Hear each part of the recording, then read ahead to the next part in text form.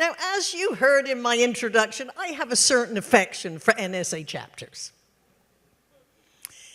And as I usually do, after I teach some techniques, I bring people up for my razor-focused mini-coaching.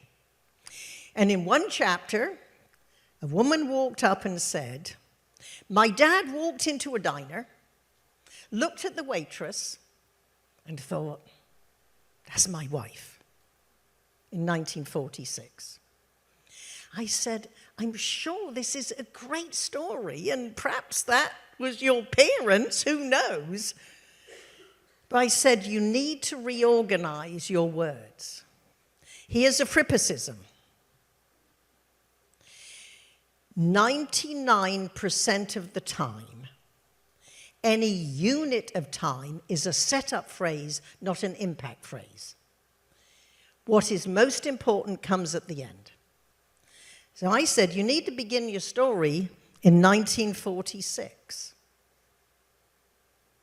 Your scene in your mind of the diner changes.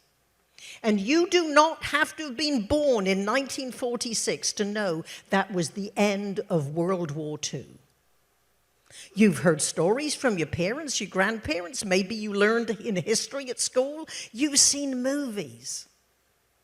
And because it's 1946, I relate to her father as a soldier. I think he's in uniform. And so I attribute everything I feel about my Uncle Bill, who was in the RAF and got shot down on October the 16th, 1939, and spent the entire war in prisoner of war camps. So I know, thinking about her father, he will never talk to his parents, his future wife and children, or his civilian friends about what happened. I know. Now, because I think he's a soldier, now remember, all she said was, in my version, she would have said, in 1946, my dad.